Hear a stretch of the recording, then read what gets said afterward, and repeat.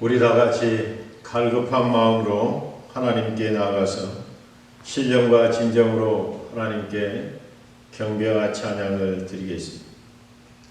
하나님이여 나를 지켜주소서. 내가 주께 피하나이다. 내가 여호와께 아뢰되 주는 나의 주님이시오니 주밖에는 나의 복이 없다 하였나이다. 땅에 있는 성도들은 존귀한 자들이니 나의 모든 즐거움이 그들에게 있도다.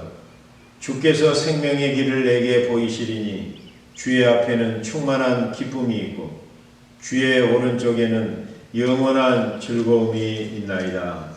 하나님은 영이시니 예배하는 자가 신령과 진정으로 예배할지니라. 아멘. 다 같이 찬송 21장입니다. 더 찬양하여라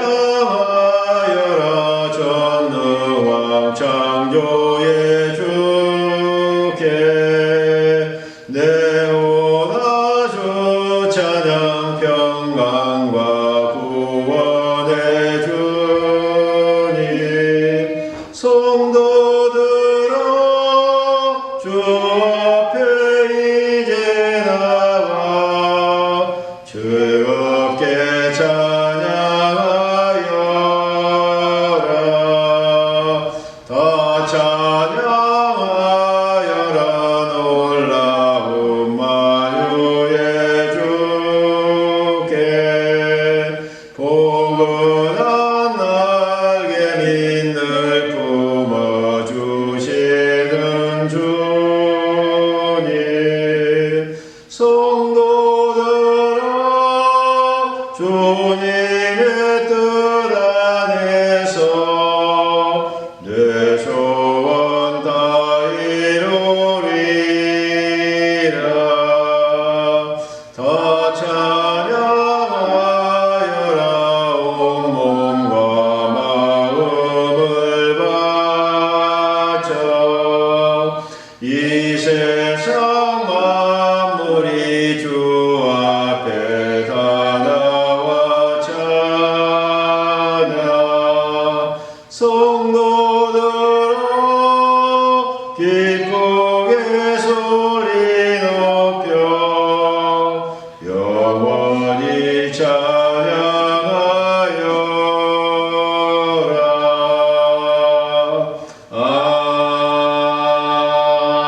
아멘. 다 같이 일주일 삶을 돌이켜보며 우리 하나님께 참회의 기도를 드리겠습니다.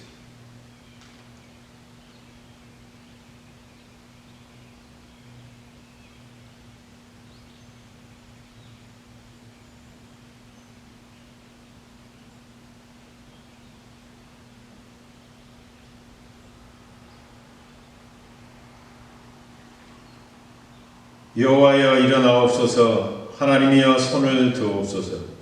가난한 자들을 잊지 마옵소서.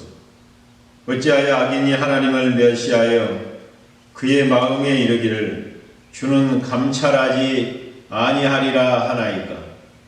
주께서는 보셨나이다. 주는 재앙과 원한을 감찰하시고 주의 손으로 갚으려 하시오니 외로운 자가 주를 의지하나이다. 주는 벌써부터 고아를 도우시는 이이시니이다. 아멘. 다 같이 사도신경을 외우심으로 신앙 고백을 하나님 앞에 드리겠습니다. 나는 전능하신 아버지 하나님 천지의 창조주를 믿습니다. 나는 그의 유일하신 아들 우리 주 예수 그리스도를 믿습니다. 그는 성령으로 잉태되어 동정녀 마리아에게서 나시고 본디오 빌라도에게 고난을 받아 십자가에 못 박혀 죽으시고 장사된 지 사흘 만에 죽은 자 가운데서 다시 살아나셨으며 하늘에 오르시어 전능하신 아버지 하나님 우편에 앉아 계시다가 거기로부터 살아있는 자와 죽은 자를 심판하러 오십니다. 나는 성령을 믿으며 거룩한 공교회와 성도의 교제와 죄를 용서받는 것과 몸의 부활과 영생을 믿습니다. 아멘.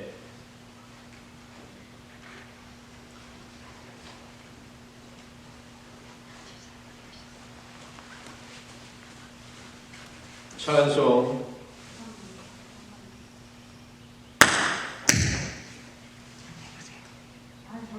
찬송 254장입니다. 254장.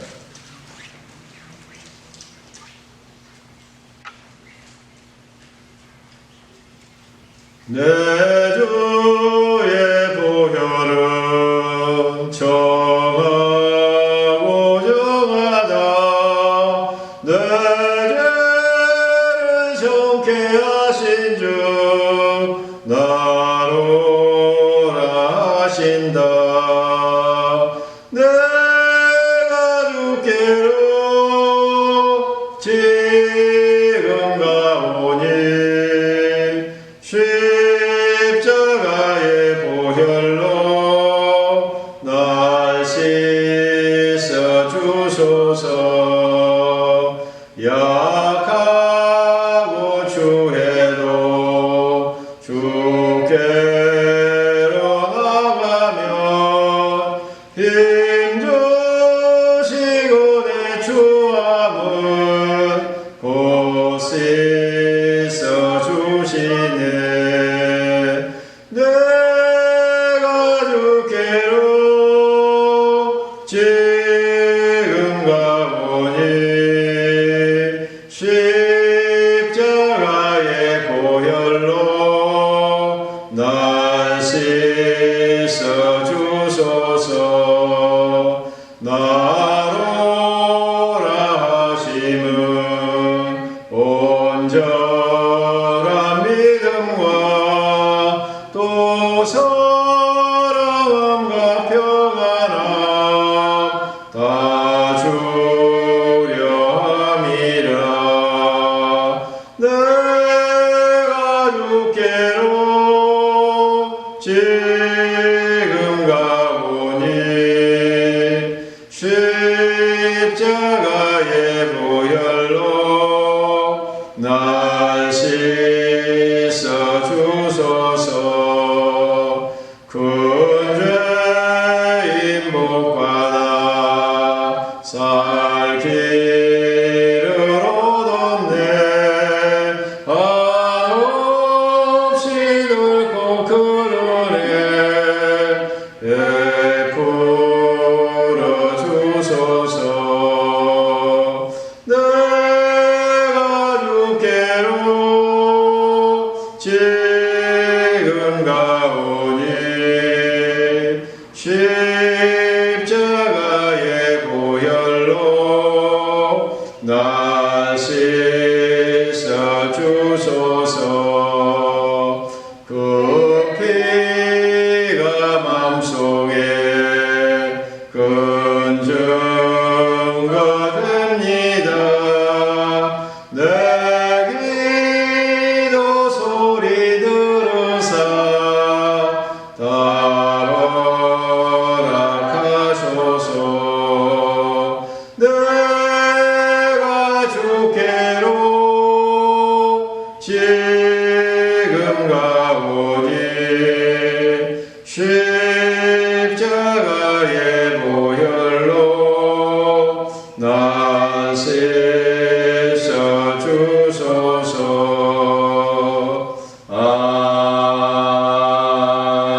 아멘. 하나님께서 주신 은혜를 생각하면서 우리 하나님께 예물 봉헌하도록 하겠습니다.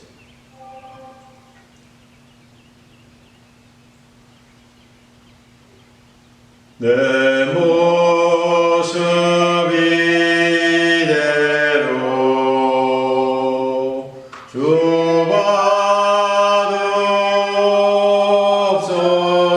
주받옵소서. 날 위해 돌아가신 주 날 받옵소서.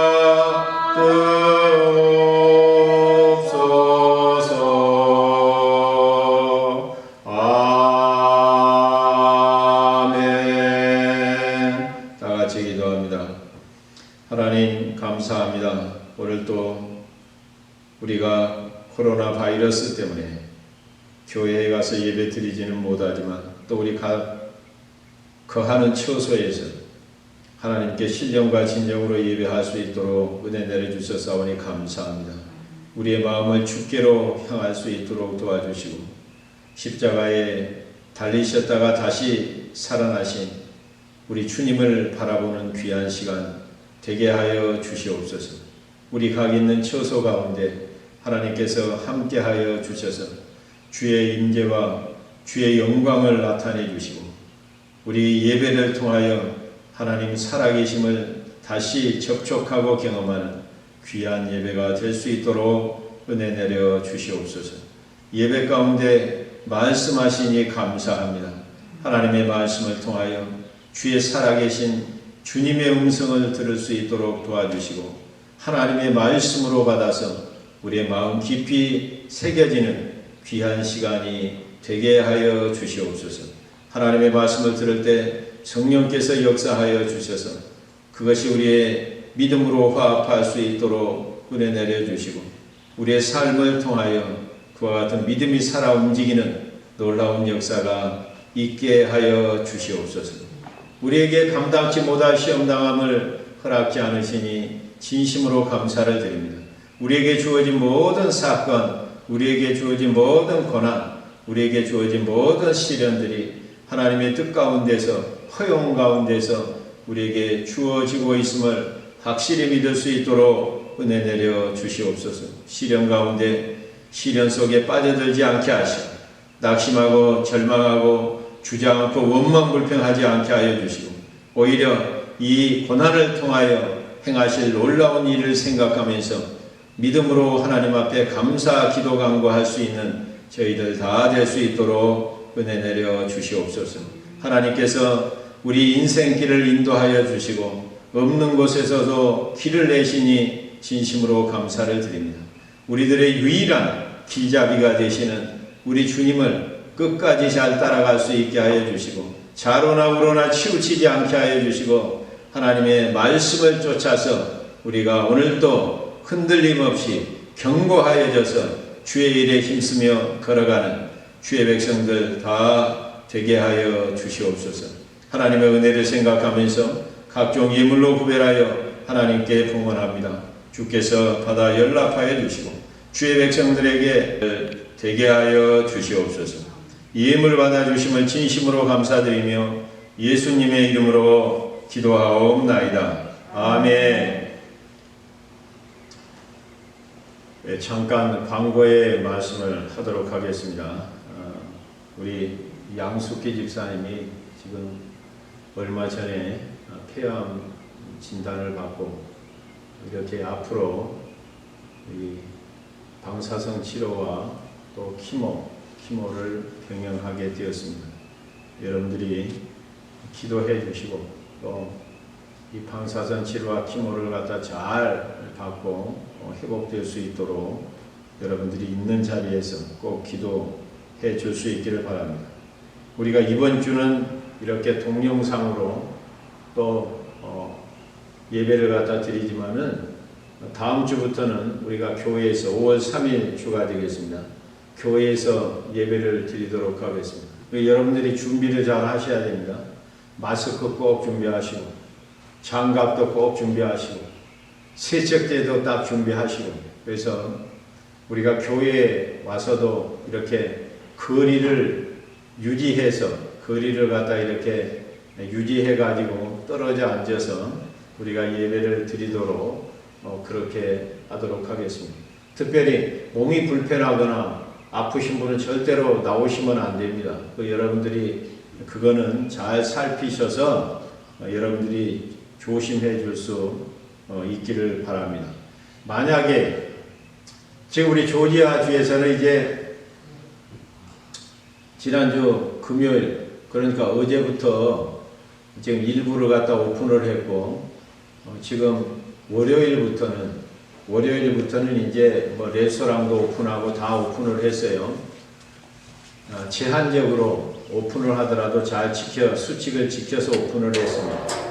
또 우리 교회에서도 그렇게 간격을 잘 유지해서 예배 드릴 수 있도록 이렇게 허락을 했어요. 그래서 우리는 거기에 따라서 예배를 갖다 드릴 수 있도록 하겠습니다. 만약에 우리가 또 주중에 무슨 갑작스러운 또 어떤 주정부에서 조처가 취해지면 우리는 거기에 충실하게 거기에 따라서 우리가 예배를 연기하든지 그거는 다시 구역장들을 통하여 여러분께 광고를 하도록 하겠습니다.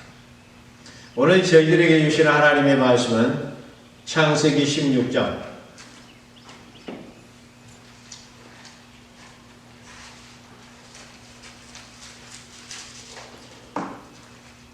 창세기 16장 6절부터 16절 말씀이 되겠습니다. 6절부터 16절 설교 제목은 나를 살피시는 하나님, 나를 살피시는 하나님이십니다. 나를 감찰하시는 하나님. 창세기 16장 6절부터 16절 말씀입니다. 하나님의 말씀을 봉독하도록 하겠습니다. 아브라함이 사레에게 이르되 당신의 여종은 당신의 수중에 있으니 당신의 눈에 좋을 대로 그에게 행하라 하며 사레가 하갈을 학대하였더니 하갈이 사레 앞에서 도망하였더라. 여호와의 사자가 광야의 샘물 곁 곧 술길 샘 곁에서 그를 만나 이르되 사레의 여종 하갈아 내가 어디서 왔으며 어디로 가느냐. 그가 이르되 나는 내 여주인 사레를 피하여 도망하나이다. 여호와의 사자가 그에게 이르되 내 여주인에게로 돌아가서 그 수하에 복종하라. 여호와의 사자가 또 그에게 이르되 내가 내 씨를 크게 번성하여 그 수가 많아 셀 수 없게 하리라. 여호와의 사자가 또 그에게 이르되 내가 임신하였은즉 아들을 낳으리니 그 이름을 이스마엘이라 하라. 이는 여호와께서 내 고통을 들으셨음이니라. 그가 사람 중에 들나귀같이 되리니 그의 손이 모든 사람을 치겠고 모든 사람의 손이 그를 칠지며 그가 모든 형제와 대항해서 살리라 하니라. 하갈이 자기에게 이르신 여호와의 이름을 나를 살피시는 하나님이라 하였으니 이는 내가 어떻게 여기서 나를 살피시는 하나님을 비웠는고 함이라. 이러므로 그 샘을 부엘라 헤로이라 불렀으며 그것은 가데스와 베레 사이에 있더라. 하갈이 아브라함의 아들을 낳음에 아브라함이 하갈이 낳은 그 아들을 이름하여 이스마엘이라 하였더라. 하갈이 아브라함에게 이스마엘을 낳았을 때에 아브라함이 86세였더라. 아멘. 어느 수도원에 덕망이 아주 높은 수도원 원장님이 계셨습니다. 그에게는 많은 수도원생 제자들이 있었는데 그 중에서 특히 한 어린 수도사를 총애했습니다. 그런데 그 아이는 나이도 어리고 인물도 변변치 않고 거기다가 지적인 능력도 떨어지는 그런 아이였습니다. 사정이 이렇다 보니까 다른 제자들의 불만은 날이 갈수록 쌓여져만 갔습니다. 왜 수도원 원장님은 그와 같은 그 어린 수도사만 그렇게 총애를 할까? 그러던 어느 날 마침내 제자들이 모여서 원장님에게 항의를 합니다. 그러자 그 수도원 원장이 조용히 말합니다. 그래, 좋다. 내가 문제를 하나 낼 테니 그것을 풀어갖고 와보라. 그러면 내가 왜 그 어린 수도사를 특별히 사랑하는지를 너희들이 알게 될 것이다. 이렇게 말한 후에 원장님은 제자들에게 새 한 마리씩을 나누어 줍니다. 그러면서 해가 지기 전까지 각자 아무도 보지 않는 데서 새를 죽여갖고 오라고 했습니다. 그리고 다시 한번 그들에게 상기시켜 줍니다. 절대로 아무도 보지 않는 데서 새를 죽여야 된다고 신신당부를 했습니다. 여러분, 그 어린 수도사는 어떻게 해왔을까요? 저는 요즘 매주일마다 여러분들에게 퀴즈 내는 그와 같은 재미로 설교를 하고 있습니다. 그 어린 수도사는 그 새 한 마리를 어떻게 해서 왔을까요? 맞춰보시기 바랍니다. 해질녘에 제자들이 하나둘 모여듭니다. 수도 마당에는 죽은 새들이 수북이 쌓여갑니다. 그런데 그 문제에 어린 수도사는 돌아오질 않았습니다.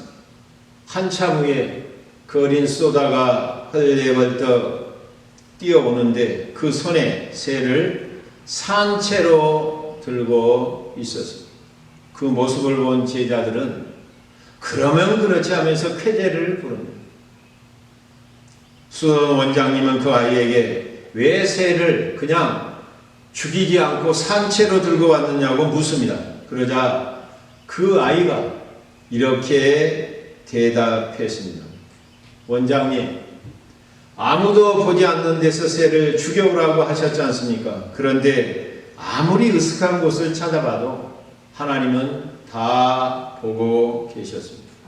그래서 새를 죽일 수가 없었습니다.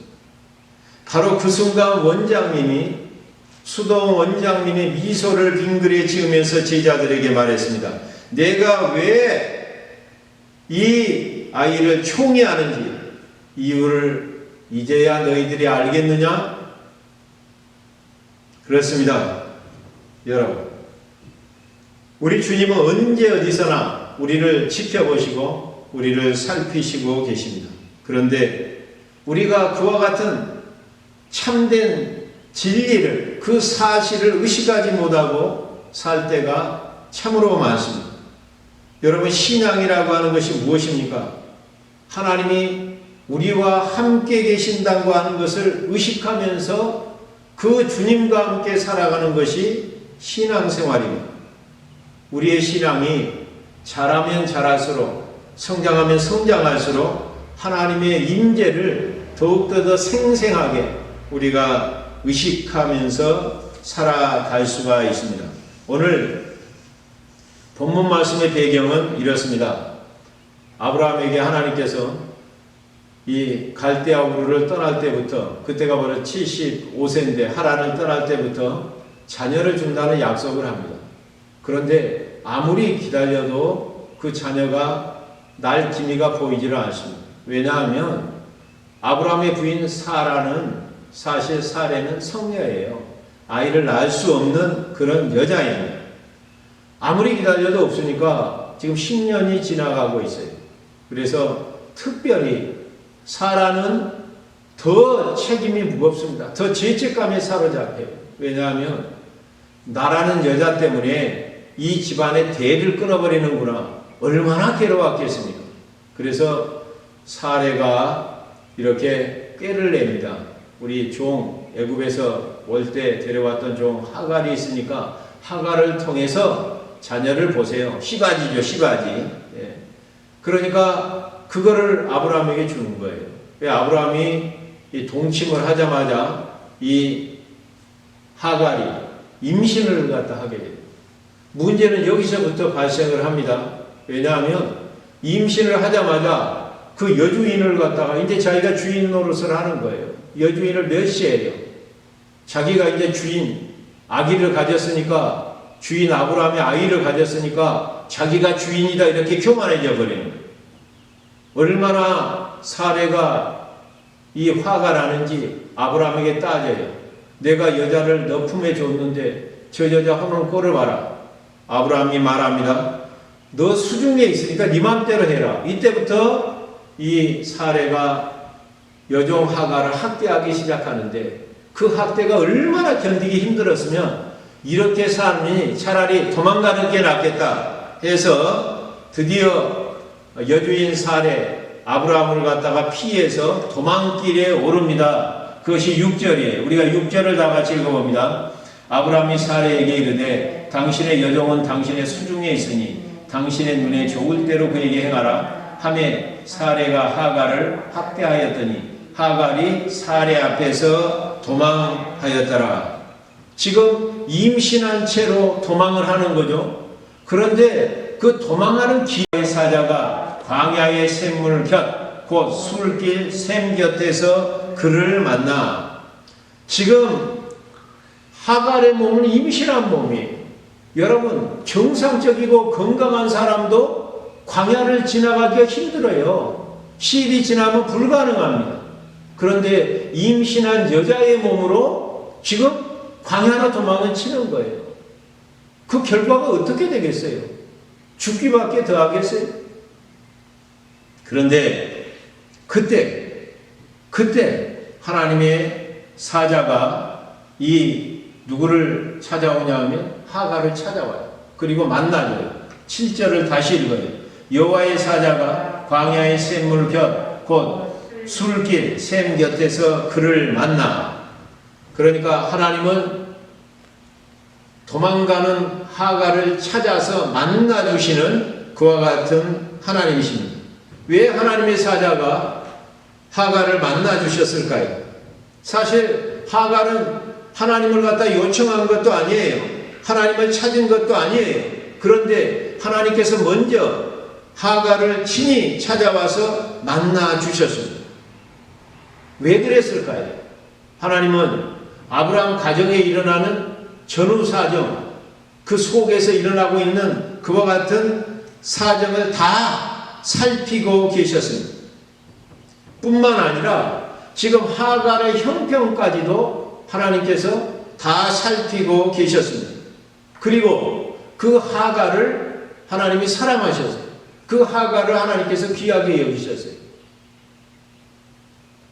언제 하갈이 임신했다는 거 하나님의 사자에게 하나님께 가르쳐준 적 없어요. 그런데 하나님은 벌써 다 알고 계십니다. 사실 하갈에게는 하나님께서 귀하게 여길 그런 조건이나 어떤 근거가 전혀 없습니다. 왜냐하면 애국 출신이죠. 이방인이에요. 거기다가 지금 종이에요. 그리고 여주인 사레에게 배은망덕한 종이에요. 왜냐하면 아브라함의 첩이 되게 해준 것이 사레였거든요. 여주인이에요. 그런데 자기가 임신했다고 주인을 멸시하잖아요. 굉장히 은혜를 저버리는 그와 같은 여종이었습니다. 또 거기다가 주인의 허락도 없이 도망을 쳤으니까 얼마나 용서받지 못한 죄인입니까? 종이 도망을 치면 그는 죽어요. 죽여도 아무 죄가 되질 않아요. 그런데 하나님께서 사자를 보내셔 이와 같이 도망치는 하갈을 만나주시고 다시 돌아갈 수 있도록 조치를 취해 주셨습니다. 오늘 이와 같은 사건을 통하여 하나님께서 우리 죄인을 찾아오셔서 구원하시고 다시 아버지 집으로 돌아갈 수 있도록 이렇게 조처하는 그것을 갖다 지금 예표하는 거예요. 우리도 어떤 존재였어요? 우리 연약한 존재였습니다. 우리가 하나님 없이 살았던 경건치 못한 존재였어요. 거기다 우리는 밥 먹듯이 죄를 먹고 마시는 죄인들이었습니다. 거기다가 한 걸음 더 나아가서 하나님을 갖다 우리 의도적으로 이렇게 대적하면서 살았던 그와 같은 사람입니다. 그러면서 우리는 계속해서 하나님으로부터 멀리 벗어나서 계속 도망 중에 있는 그와 같은 죄인들이었습니다. 어떻게 하면 하나님께로부터 더 멀어질까 하는 것이 우리의 처지였고 오늘 하갈의 처지인 것을 알 수 있습니다. 그런 우리를 대신해서 우리 주님께서 육신을 쓰고 우리를 찾아오셨습니다. 그리고 우리를 대신해서 십자가에 죽으셨습니다. 그리고 부활하셨습니다.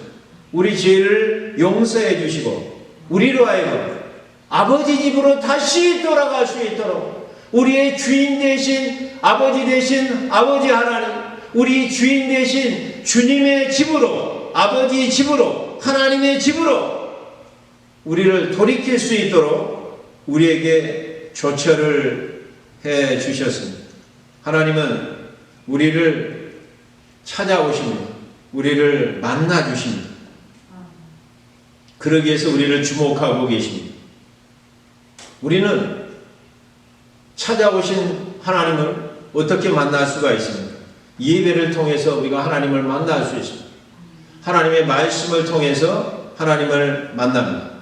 우리가 기도를 통해서 하나님을 만납니다. 우리가 성도들의 교제를 통하여 그 중에 계신 하나님을 만납니다. 헌신과 순종을 통하여 헌신하고 순종하는 현장 가운데서 하나님을 만납니다. 심지어는 우리 인생 살아가면서 여러 가지 고난의 환난의 풍파가 우리에게 다가오지만 우리가 그런 고난을 통해서도 우리는 하나님을 만납니다.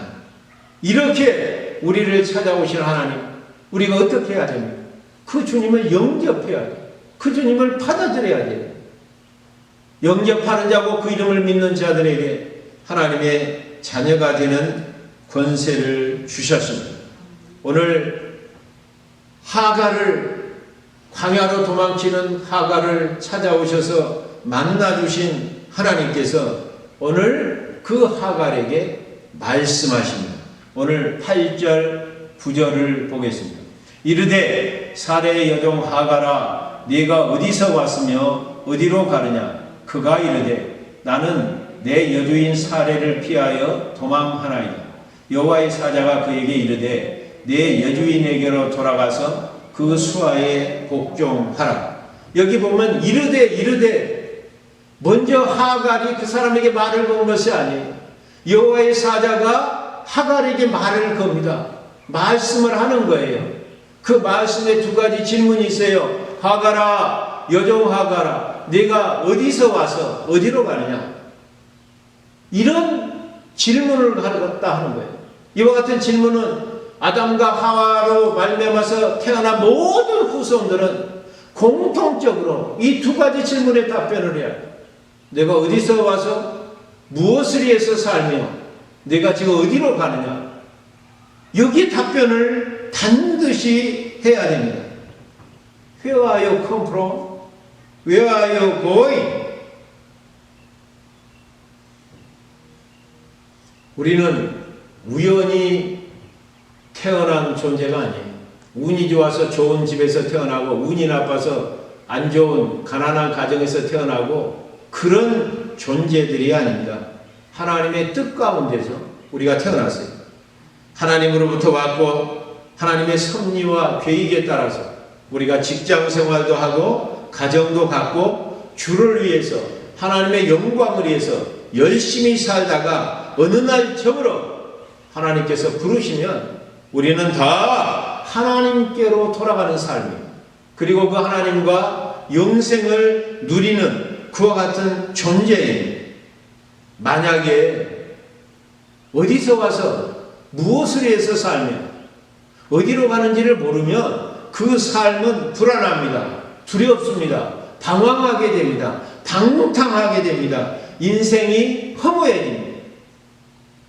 그리고 썩지 않는 썩을 열매를 반드시 맺고 그렇게 인생을 마감할 수밖에 없습니다.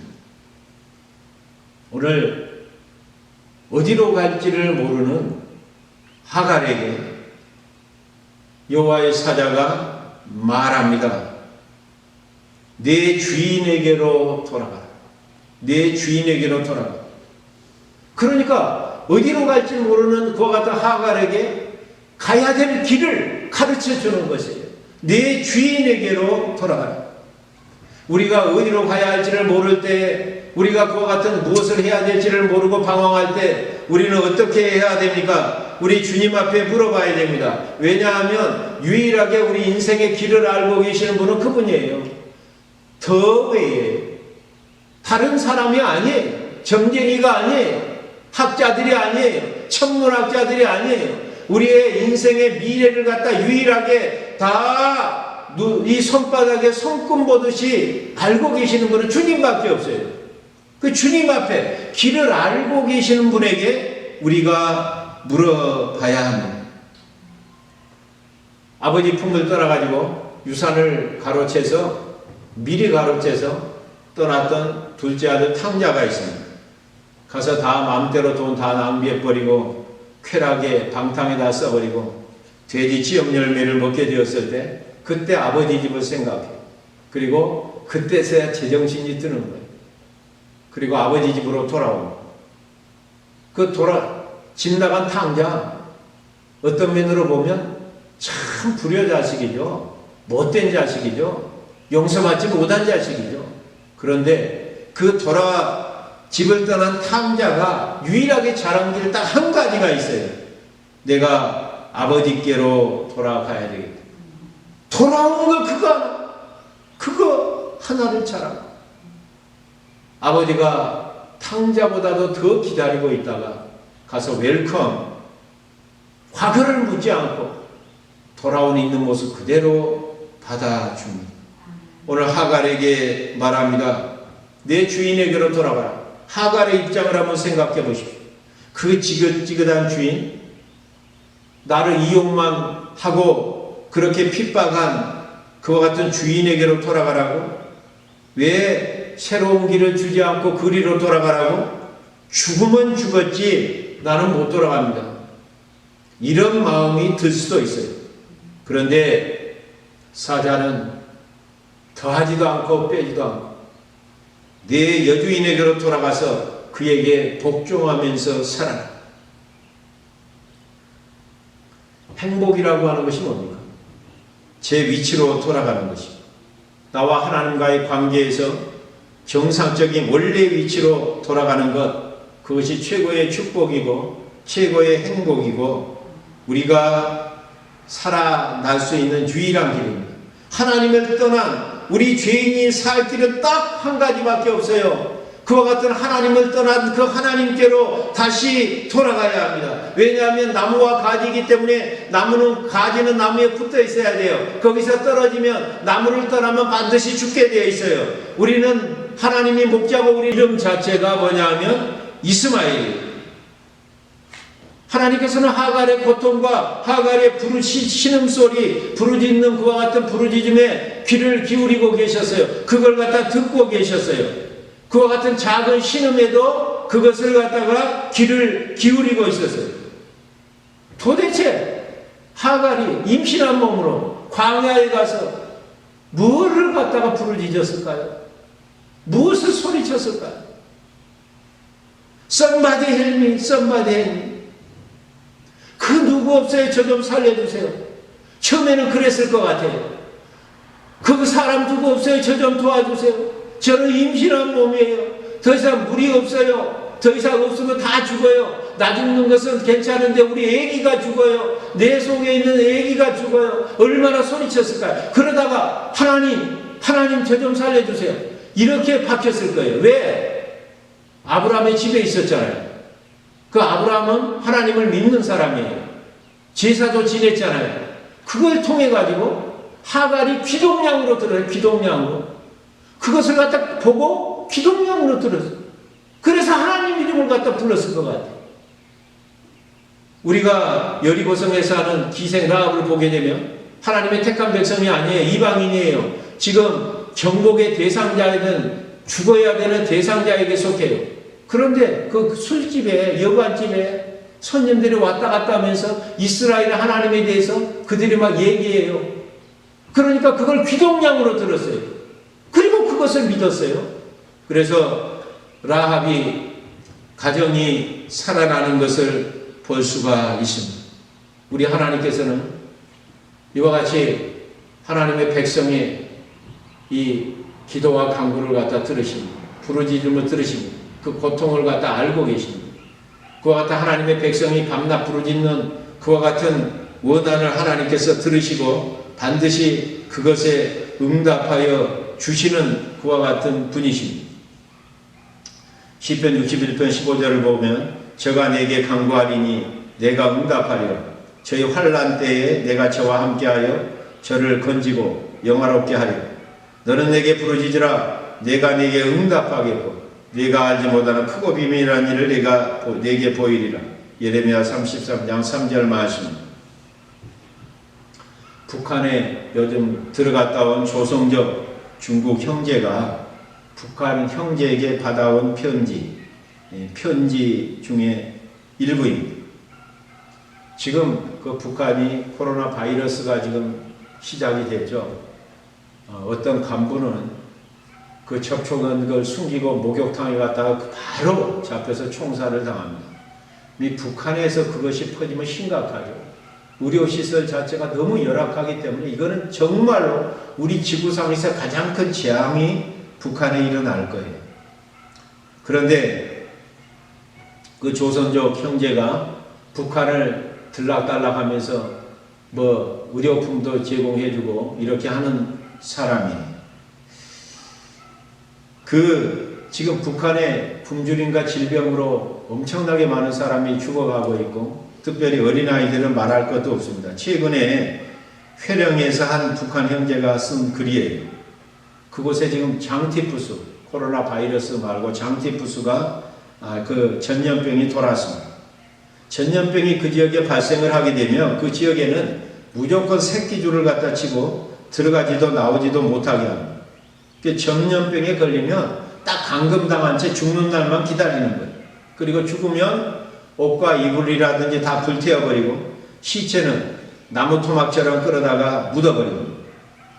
그런데 중국 조선족으로부터 전도를 받은 한 형제의 식구가 이와 같이 장질부사라고 그러죠. 장티푸스에 이렇게 걸렸습니다.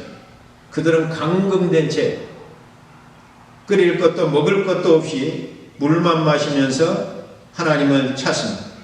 발열과 오한으로 신음합니다. 이런 기도만 했습니다. 하나님, 우리 좀 살려주세요. 하나님, 우리 좀 살려주세요. 그런 기도만 합니다. 며칠째 버려진 상태 속에서 이제 의식이 희미해져 가고 죽음의 그림자가 덮쳐옵니다. 이렇게 죽는구나 하고 체념하고 있을 때 흰옷을 입은 주의 사자 같은 사람이 네 식구가 누워있는 방에 서 계셨습니다. 너무 생시도 같고 꿈도 같고 두려움에 떨고 놀랐습니다. 그때 쌀인문 소리가 나고 그들을 믿게 한 중국 형제가 들어옵니다. 그가 기도를 해주고 보따리에서 먹을 것과 약을 내놓았습니다. 이 약은 남쪽에서 온 것이요, 남쪽 예수 믿는 형제들이 보내온 것인데 먹기만 하면 무조건 살아나오 하고 갔습니다. 그 알약을 먹고 한 반 시간 정도 지나고 나니 펄펄 끓던 열이 내리고 정신이 들었습니다. 죽음의 문턱에 갔다가 다시 살아났습니다. 그리고 그것을 편지로 써서 주었습니다. 하나님이 은총이고 하나님의 기적입니다. 하나님께서 우리의 고통을 들으셨다. 그렇게 간증한 편지입니다. 절제절명의 순간에 하나님께서 개입하셨어요. 누구 하나 돌볼 사람도 없고 이제는 갇혀갖고 죽을 수밖에 없는 죽음의 날만 기다리는 이와 같은 사람들에게 그들이 할 수 있는 것 단 하나, 하나님 저희 식구 좀 살려주세요. 하나님 우리 식구 좀 살려주세요. 오직 그렇게 했을 때 누가 도와주겠어요? 이웃이 도와주겠어요? 당 간부가 도와주겠어요? 김정은이가 도와주겠어요? 하나님께서 광야의 고통 가운데 부르짖었던 하갈의 기도를 들으셨던 것처럼 오늘 그 먹을 것도 없고 마실 것도 없고 의약품도 없고 죽을 수밖에 없는 그와 같은 연약한 다 포기해버리고 그와 같은 한 연약한 식구들의 부르짖음을 하나님께서 들으시고 그들에게 피할 길과 살 수 있는 길을 열어주셨습니다. 우리 하나님께서는 기도를 갖다 들으시는 분. 하나님께서 우리에게 말씀하실 때 하나님의 그 약속의 말씀을 붙들고 우리가 하나님 앞에 부르짖으면 하나님께서는 반드시 그 기도에 응답하여 주십니다. 그리고 오늘 성경 말씀을 보니까 10절 말씀이에요. 여호와의 사자가 또 그에게 이르되 내가 내 씨를 크게 번성하여 그 수가 많아 셀 수 없게 하리라. 12절 그가 사람 중에 들나귀같이 되리니 그의 손이 모든 사람을 치겠고 모든 사람의 손이 그를 칠지며 그의 모든 형제와 대항해서 살리라 하니라. 이와 같이 하나님께서 그와 같이 기도를 들어 응답하여 주실 뿐만 아니라 앞으로 하갈과 그 후손을 축복하시겠다고 하는 복의 약속을 하나님께서 해 주십니다. 믿음이 없이는 하나님을 기쁘시게 하지 못하나니 하나님께 나아가는 자는 그가 여기 계신 것과 하나님을 찾는 자들에게 상 주시는 이심을 믿어야 될지니 우리 하나님께 나오게 되면 우리 하나님께서는 복을 주시는 분입니다. 절대로 우리 하나님은 공수로 돌려보내지 않습니다. 주인을 배신하고 가출하여 갈 길도 모르고 광야에 도망하는 복받을 자격이라고는 전혀 없는 하갈에게 찾아오셔서 하나님께서 그를 회복하여 주시고 하나님께서 복을 약속해 주십니다. 복받을 자격이 없는 자에게 하나님께서 복을 약속하여 주십니다. 오늘 복받을 자격이 없는 저희들에게 예수를 믿었더니 하나님께서 영원한 복을 약속하여 주셨습니다. 불순종하여 영원히 저주 아래 있는 우리들에게 하나님께서 복을 주셨습니다. 주님의 십자가를 통한 구원의 복을 주셨습니다. 하나님을 아버지라고 부르시는 자녀의 권세를 저희들에게 주셨습니다. 날마다 함께 할 수 있는 임마누엘의 복을 저희들에게 허락하여 주셨습니다. 우리의 염치 없는 기도에도 응답하시는 복을 하나님이 주셨습니다. 예수의 이름으로만 나가면 언제든지 하나님께서 들으시고 응답하여 주십니다. 우리의 작은 충성에도 하나님께서 30배, 60배, 100배의 복을 갚아 주시는 분이십니다. 이것을 갖다 경험한 하갈이 오늘 놀라운 고백을 하게 됩니다. 13절입니다. 13절. 하갈이 자기에게 이르신 여호와의 이름을 나를 살피시는 하나님이라 하였으니 이는 내가 어떻게 여기서 나를 살피시는 하나님을 배웠는고. 하나님께서 자기를 살피시는 하나님, 자기의 처음 어디서 와서 무엇을 하며 어디로 가는지를 낱낱이 꿰뚫어 보고 계시는 하나님, 나를 꿰뚫어 보고 계시고 알고 계시고 나를 살피시고 계셨기 때문에 나를 도망하는 나를 먼저 하나님께서 찾아오셨다. 찾아오셔 하나님께서 나에게 말씀하셨다. 또 나에게 부르짖는 것과 같은 기도를 하나님께서 이렇게 고통 가운데 부르짖음을 그렇게 한맺힌 기도를 하나님께서 들어주셨다. 그리고 심지어는 거기에 더하여서 복까지 약속해 주셨다. 이런 하나님을 경험하고 나서 오늘 하갈이 최초로 어떤 하나님인가를 경험하는 거예요. 하갈이 여자로서 나를 살피시는 하나님, 나를 감찰하시는 하나님. 최초의 신학자가 누구냐? 하갈이에요. 하갈. 나를 살피시는 하나님. 시편 33편 13절부터 15절에 보면 여호와께서 하늘에서 감찰하사 모든 인생을 보시며 곧 그 거하신 곳에서 세상의 모든 거민을 하감하시도록 저는 일반의 마음을 지으시며 저희 모든 행사를 감찰하시는 자. 이와 같이 우리의 마음까지 겉과 안까지 우리의 상황까지 미래까지 다 보고 계신 하나님께서 오늘도 우리를 살피고 계시고 세밀히 지켜보고 계시는 하나님이십니다. 심지어 머리털까지 세신다. 어느 정도 하나님께서 세밀하게 우리를 감찰하고 계시는가를 보여주십니다. 우리 마음까지 감찰하세요. 마음을 감찰하시는 이가 성령의 생각을 하시나니 이는 성령이 하나님의 뜻대로 성도를 위하여 간구하십니다. 놀라운 일은 우리가 종종 경험할 수가 있어요. 아직 말도 안 하고 기도도 안 하는데 참 내 마음의 묵상과 나의 마음의 생각이 주께 연락되기를 원하나요? 생각까지는 더 나아가서 우리 하나님은 영혼까지도 감찰하고 계시는 하나님이십니다. 주기철 목사님이 사실 신사참배하는 것 반대해서 감옥에 갇히죠. 하도 반대하고 끝까지 굽히지 않으니까 일본 순사가 하루는 이 주기철 목사님을 차에다 태우고 신사인은 앞을 지나갑니다. 그리고 주기철 목사님에게 그 일본 수사가 얘기하는 거예요. 야, 여기서 지금 저 신사 앞도 아니고 여기서 저 멀리 있는 신사 앞에 고개 한번 끄덕해라. 아무도 본 사람도 없지 않냐. 네가 그렇다고 해서 누가 그 나무랄 사람도 없고 여기 또 다른 데다 아니고 차 아니지 않냐. 한 번만 끄덕해라. 그렇게 순사가 꼬덕입니다. 그럴 때 주기철 목사님 뭐 거기에다가 고개 끄덕 하겠어요? 거부했습니다. 왜? 고개 깠다가면 사람들은 못 보지만 하나님은 보시고 계시기 때문입니다. 그리고 까딱만 해도 그거는 우상 숭배라고 여겼기 때문에 주기철 목사님은 까딱하지 않았어요. 자, 사람은 못 봐도 하나님은 보고 계시고, 사람은 알지 못해도 하나님은 알고 계시고, 사람은 우리를 살피고 그래서 우리를 이해하지 못해도 우리 하나님께서 우리를 살펴보시고 우리를 이해하고 계신다.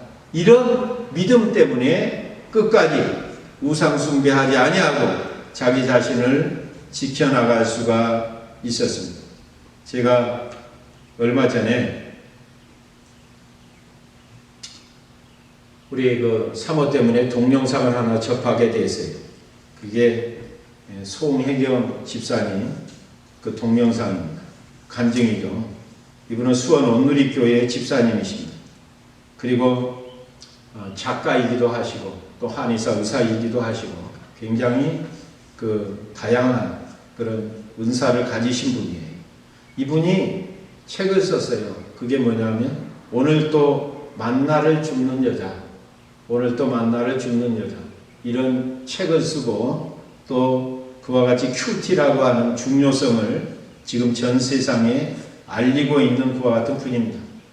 그런데 이분이 이렇게 된 데는 어떤 계기가 있었어요. 사실은 자기 딸이 있는데 큰 딸이 미국에 이민 왔을 때 27살인데 이 자궁암이 걸립니다. 그래서 결혼을 앞두고 있었어요. 자기 사랑하는 남자하고 지금 결혼을 앞두고 있는 시점에서 자궁암이 걸려서 결국은 자궁을 다 드러내버립니다. 이제 절대 임신 못하죠. 그래서 살았으면 참 좋았을 텐데 그것이 또 이렇게 번져나간 바람에 결국은 자궁암으로 세상을 떠납니다. 27살이에요. 그래서 그 사람 그 간증의 제목이 뭐냐면 딸이 떠난 자리에 찾아오신 하나님. 딸이 떠난 자리에 찾아오신 하나님. 그러니까 이 딸은 너무너무 믿음이 좋았어요. 남가족 그 있는 사랑의 교회, 오정현 목사가 했던 그 교회의 교인이었는데 딸은 너무 믿음이 좋고 그 어머니는 나이롱 신장. 그러니까 딸한테 끌려갖고 그냥 습관적으로만 왔다 갔다 하는 신자였어요. 그러니까 그 어머니가 봤을 때는 이 딸이 이해가 안 가는 거예요. 믿음 좋은 것이 이해가 안 가. 무릎 꿇고 기도하는 것도 이해가 안 가고. 그러니까 늘 그렇게 믿음 생활 잘하는 것에 대해서 불만을 품고 있었던 엄마예요. 따라다니면서. 그런데 이 딸이 갑작스럽게 자궁암이 걸리게 됐고 또 그것을 드러내도 번져서 결국은 의사가 얘기합니다. 오늘 밤까지다. 오늘 밤에 생명이 끝날 것이니까 잘 살펴보라고. 잘 주시해야 돼. 그래서 그 침대 곁에 엄마가 딸을 갖다 보고 있습니다. 말로 표현할 수가 없죠. 심장이 막 다 그냥 찢기고 도려낸 상태로 그걸 쳐다보고 있습니다. 그런데 자기가 조는 거예요. 딸이 지금 죽어가고 있는데 자기는 육신이 피곤해갖고 졸고 있어요. 그래서 딱 눈을 떠봅니다. 의사는 지켜보라고 그래요. 세상에 어떻게 이럴 수가 있나. 딸이 죽어가고 있는데 그것도 못 견뎌가지고 내가 졸고 있다니. 그래놓고 또 조금 있으니까 자기가 또 졸고 있는 거예요. 자기를 한탄하고 있을 때 갑자기 시편 120편을 읽어라. 그 소리가 들리는 거예요. 그래서 쳐다본 거죠. 시편 120편을 읽어라. 121편을 읽어라. 도대체 이게 뭔 소리냐. 그래서 아니 지금 그 병실에는 죽어가는 딸하고 자기밖에 없는데 딸은 지금 말도 못하고 죽어가고 있고, 그런데 도대체 누가 이런 말을 했을까? 아무리 옆에 둘러보아도 사람이 보이지는 않는 거예요. 그래서 시편 121편을 갖다가 폈습니다. 펴가지고 그거를 갖다가 읽었어요. 보니까 거기서 이제 통곡을 하고 말았어요. 시편 121편, 내가 산을 향하여 눈을 들리라. 나의 도움이 어디서 올까? 나의 도움은 천지를 지으신 여호와에게서로라. 여호와께서 너를 실족하지 아니하게 하시며 너를 지키시는 이가 졸지 아니하시리로다. 이스라엘을 지키시는 이는 졸지도 아니하시고 주무시지도 아니하시리로다. 여호와는 너를 지키시는 이시라. 여호와께서 네 오른쪽에서 네 그늘이 되시나니 낮의 해가 너를 상하지 아니하게 하며 밤의 달도 너를 해하지 아니하리로다. 여호와께서 너를 지켜 모든 환난을 면하게 하시며 내 영혼을 지키시리로다. 여기 보니까 졸지도 아니하시고 주무시지도 아니하시고 너를 갖다가 이렇게 보고 계시고 지키고 계시는 그와 같은 하나님인데, 자기 육신의 엄마라고 하는 사람은 딸이 지금 죽어가고 있는데 그것도 못 참아가지고 졸고 있는데 읽어보라고 하니까 이런 하나님이에요. 그런데 그날 밤 지나서 새벽에 딸은 하나님 곁으로 갑니다. 그때 통곡을 하죠. 육신의 엄마는 아무리 딸을 사랑한다 할지라도 너를 갖다 지켜주는 것은 여기까지다. 아무리 너를 사랑한다 할지라도 육신이 연약해서 깨어있을 시간에 깨어있지 못하고 이렇게 내가 졸았는데 우리 하나님은 너의 그렇게 사랑했다 하나님, 졸지도 아니하시고 주무시도 아니하시고 조는 엄마의 손을 갖다가 이렇게 놓게 하시고 손을 잡고서 너를 영원히 지켜주시는 하나님께로 갔구나. 그거를 갖다가 이 엄마가 깨달아. 딸이 떠난 자리에 찾아오신 하나님, 그 하나님은 어떤 하나님이시냐? 졸지도 아니하시고 주무시지도 아니하시고 눈동자와 같이 우리를 항상 살피시는 하나님, 인도하시는 하나님, 지키시는 하나님, 공급해 주시는 그와 같은 하나님이십니다. 겉에도 살피시고 안에도 살피시고 과거도 살피시고 현재도 살피시고 미래도 이렇게 살피시는 그와 같은 하나님, 그런 하나님이 오늘도 우리가 위기 가운데 있을 때 찾아오시고 오늘도 우리를 만나주시고 오늘도 말씀하시고 부르짖는 우리의 원통한 한 맺힌 기도를 들어주시고 응답하여 주시고 그리고 미래에 우리의 갈 길 여정 속에 하나님께서 축복을 약속하시는 그분, 오늘 우리를 살피시는 하나님, 그 하나님을 믿고 그 하나님을 의지하고 그 하나님을 따라가고 그 하나님의 섬김으로 말미암아서 이 세상 주님과 함께 동행하다가 영원히 아버지 집에 함께 거할 수 있는 저와 여러분이 될 수 있기를 바랍니다. 기도합니다. 하나님 감사합니다. 오늘도 주님께서 교회는 오지 못하지만 우리 각 있는 처소에서 함께 우리가 공간을 초월해서 예배할 수 있도록 은혜 내려주셨사오니 감사합니다. 고통 가운데 있을 때 우리를 찾아오신 하나님, 우리를 만나주시고 우리가 갈 길을 알지 못했을 때 우리가 어디로 가야 할지 우리에게 말씀하여 주시고 갈 길을 보여주시라 하나님. 정말 우리의 힘으로는 어찌할 수 없어서 어떤 도움도 기대할 수 없고 오직 주님만 바라보면서 한 맺힌 그와 같은 기도, 하나님 한 번만 살려주세요. 하나님 한 번만 살려주세요.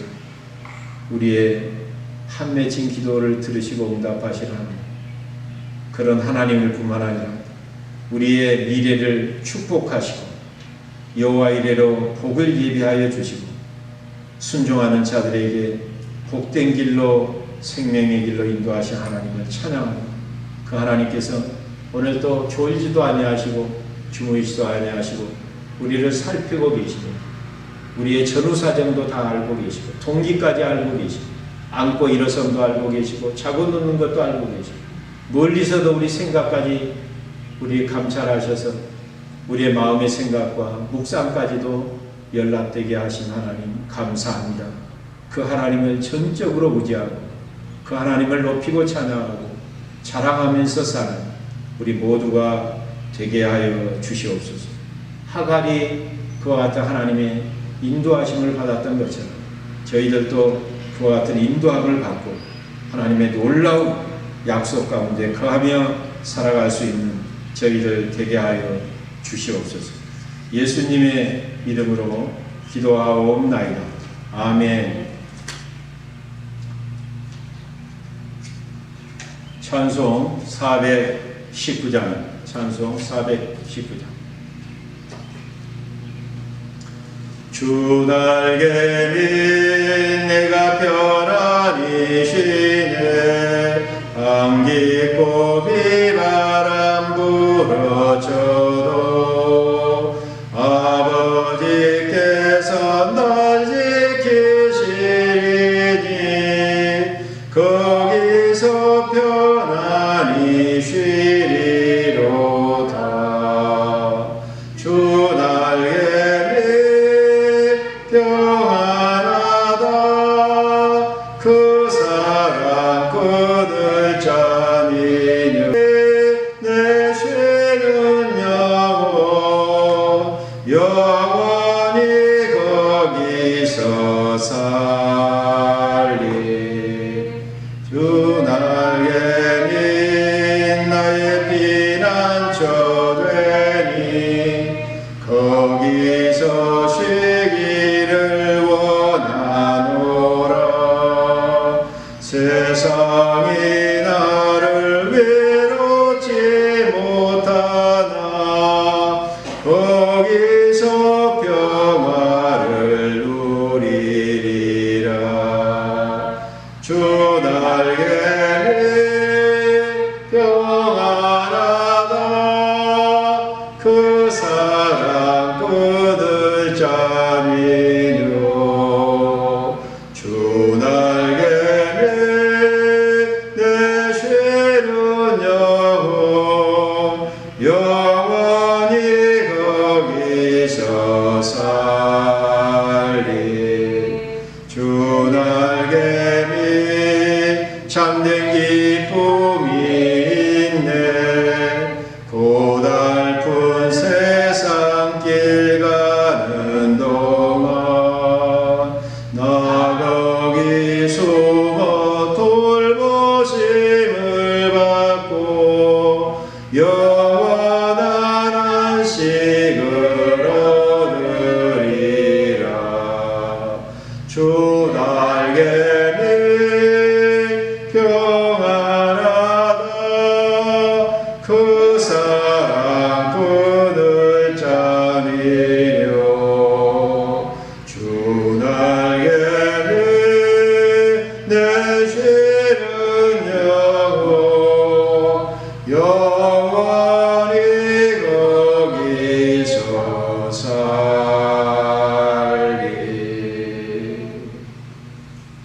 지금은 우리 구주 예수 그리스도의 은혜와 하나님 아버지의 크신 사랑하심, 성령의 충만케 하시고 교제케 하시며 끝까지 인도하시는 역사, 우리가 어디서 와서 무엇을 하며 어디로 가야 될지를 알고 계시고 시작부터 과정과 모든 결말까지 샅샅이 살피시며 꿰뚫어 보시고 우리를 갖다 인도하시는 하나님이심을 알아서 이제 우리의 고달픈 인생길을 걸어갈 때 이와 같이 살피시는 하나님을 전적으로 신뢰하고 믿고 의지하고 기도하고 따름으로 말미암아서 오늘 하나님께서 인도하신 영원한 아버지 집에 함께 거하기로 결단하고 다짐하고 주님의 사랑하는 백성들과 그들의 생업과 가정과 그리고 이 교회에 지금부터 영원토록 함께 계시기를 간절히